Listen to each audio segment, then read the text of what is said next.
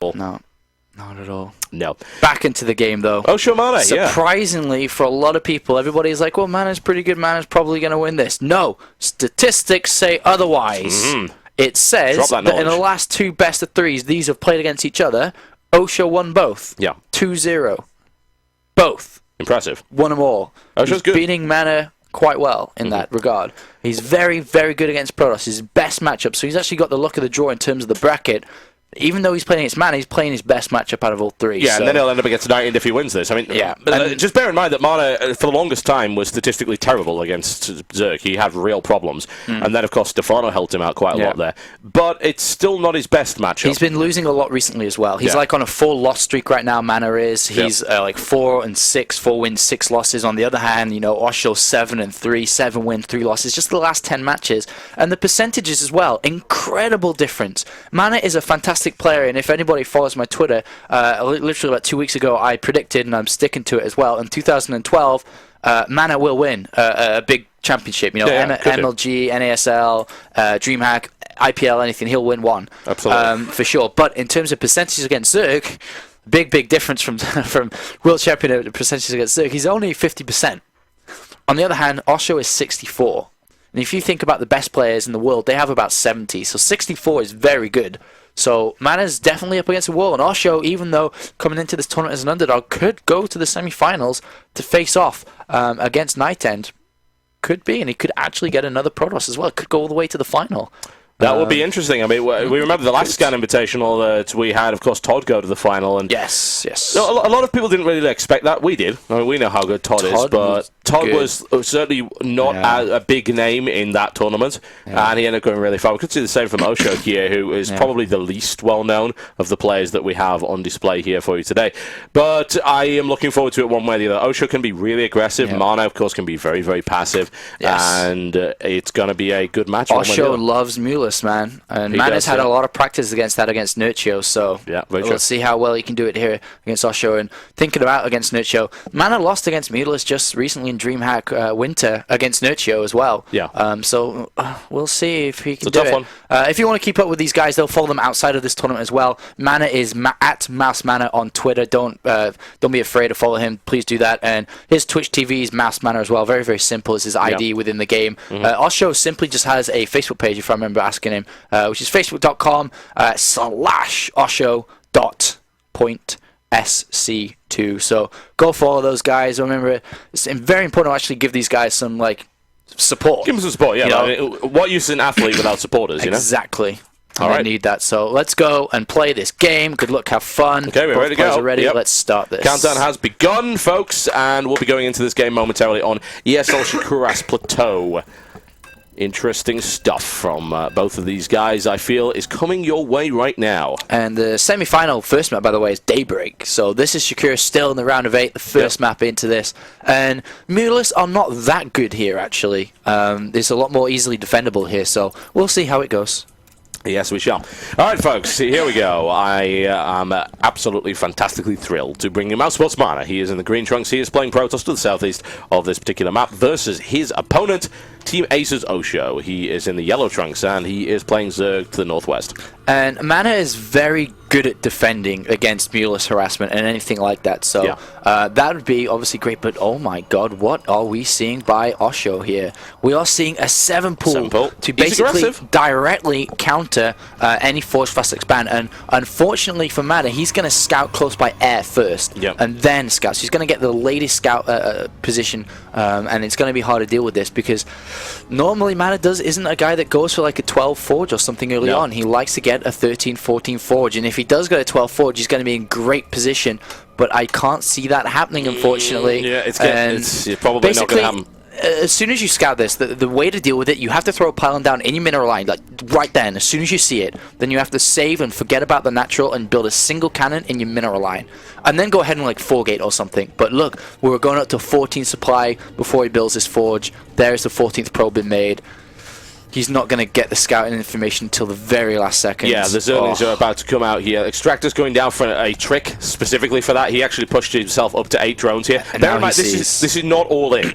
7 pull is not all in. It is used to punish Forge Fast Expand. It is an effective build, and you can easily macro out of it. You can see he's getting an Overlord. That's exactly what he plans on doing. He wants to do damage here, and he's also trying to use his drone to block off any kind of wall off here, which would never really go down, honestly. There's no way you can have the necessary resources. Maybe just try and pick off a probe here and there. Well, one drone beats one probe, so he's hoping to bring down another probe or something. But there is the pylon in the base, and there is the cannon being made as well. So as long as that gets up, he's actually going to be in a decent position, which is why it's not an all-in per se, because as long as you just keep him from not expanding, you can get a queen up soon as well, and really focus on that. He wants to skip the forge and pylon and try to get in there before this cannon finishes.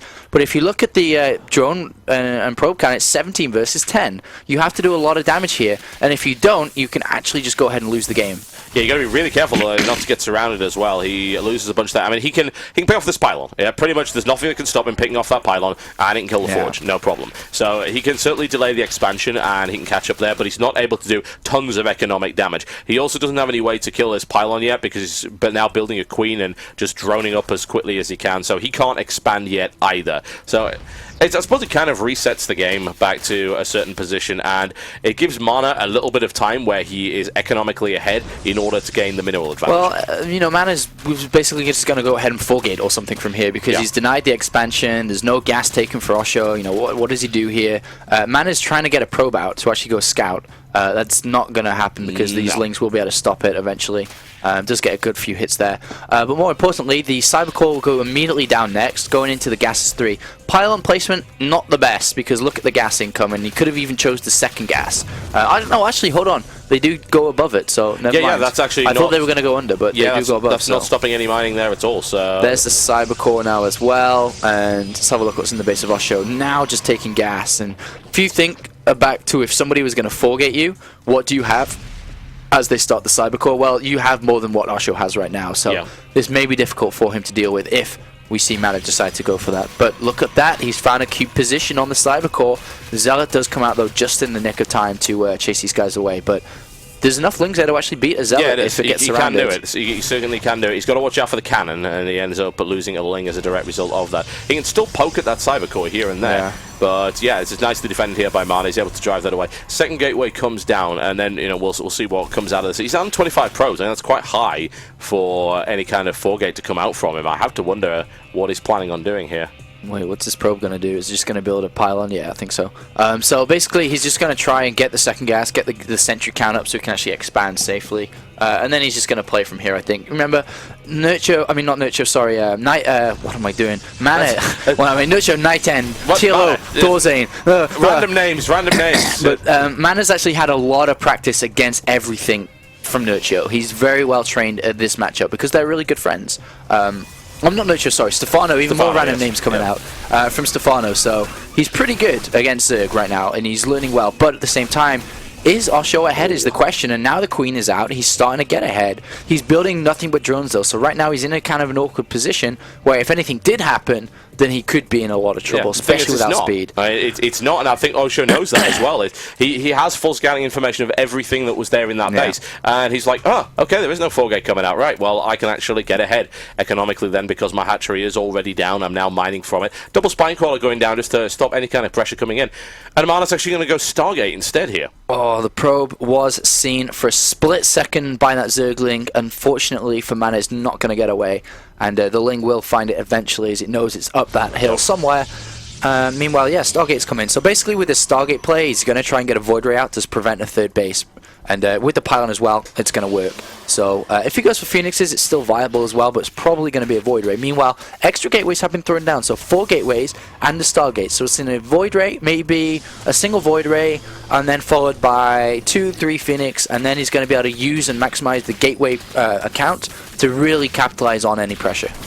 Yeah, and MaNa brings in the Zealots just to clean up the remainder of those forces, and he is able to keep the pylon alive as a direct result. However, there are friends coming in, and you'll see that Osho just immediately runs by and destroys that, and those Zealots will now also die in this engagement, assuming that Osho decides to go for it, which he doesn't particularly want to at the moment. MaNa with a small force in the middle of the map, which is looking a tiny bit precarious, but he should be able to get back without too much of a problem. And there is that Void Ray to deny the third, and it forces particular reactions here from Osho, because at that point he has to get out something which can deal with it. Well, he's gone for a Spire. It's pretty much his trademark in this matchup. The thing is, actually, the reason for him actually playing Spire every single game in this matchup is because when he played in the beta, everybody was Force Field, Colossus A move, Zerg can't win. Yeah. So he's like, I am not playing ground units in this matchup ever again, and that's kind of stuck from there, and he's just played Mulisk every single game since then. So that's like the story behind him doing that, and as you can see, he's taking the third and fourth gas now as well. There is the Spire. He needs to take a third base right now though as well,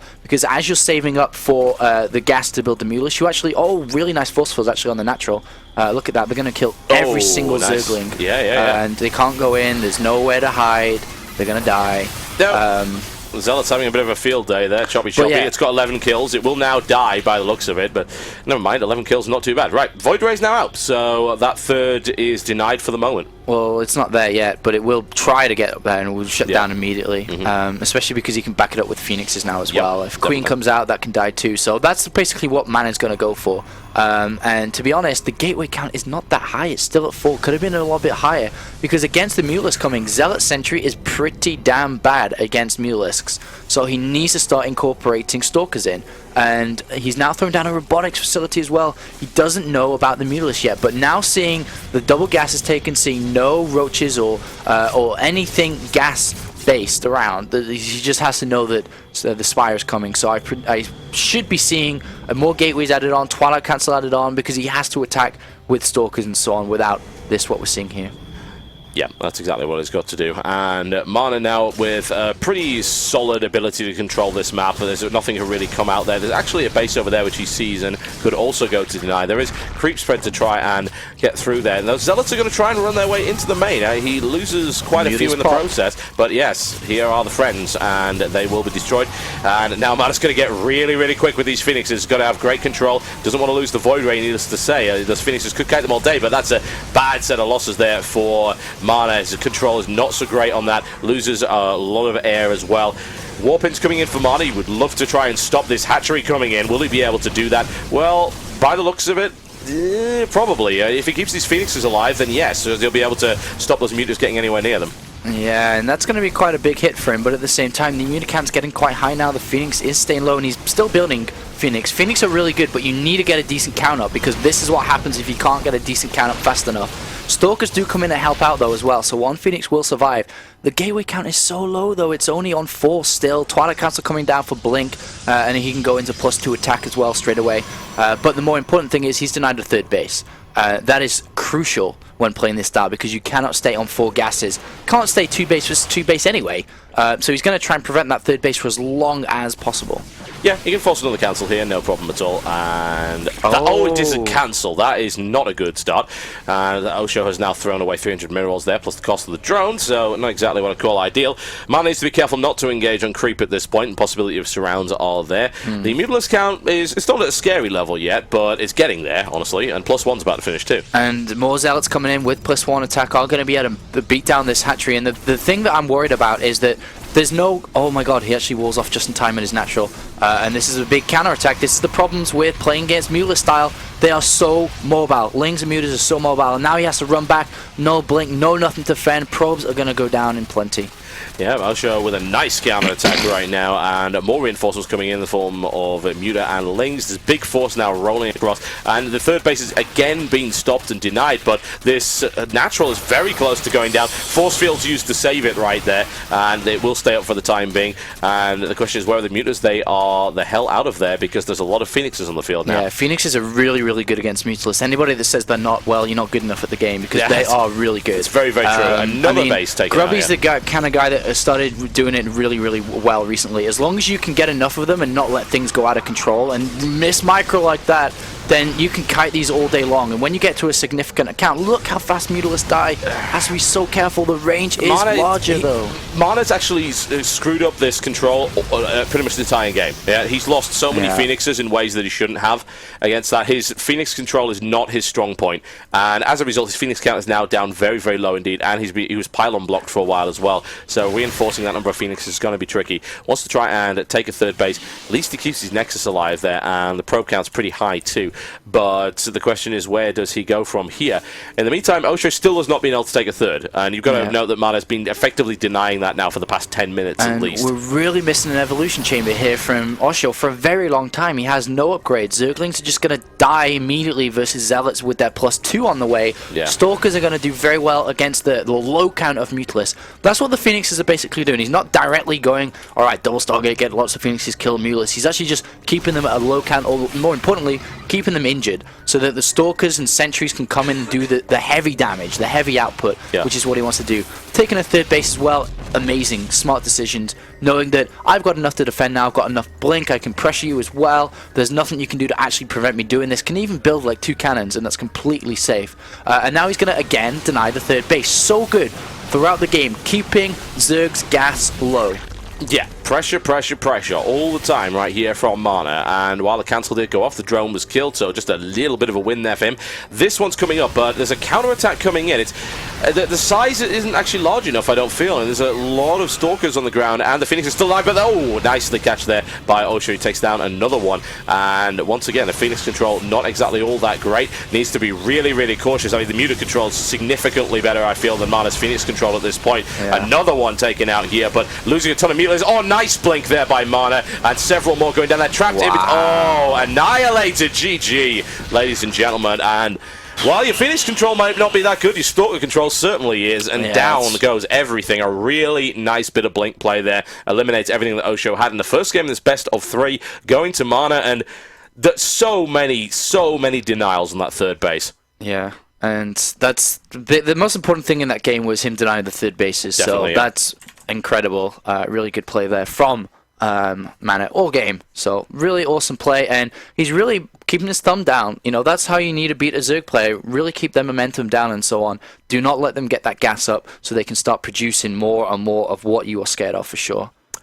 Scary stuff. Very, very nice. And MaNa looking powerful in this particular matchup. Not really being caught out too much by that 7 pool there. Yeah. And that's another thing you got to think about. That opened up with a 7 pool that didn't do enough. No, it didn't. So he played it perfectly fine. Yeah, it was good. We're both going to drink now.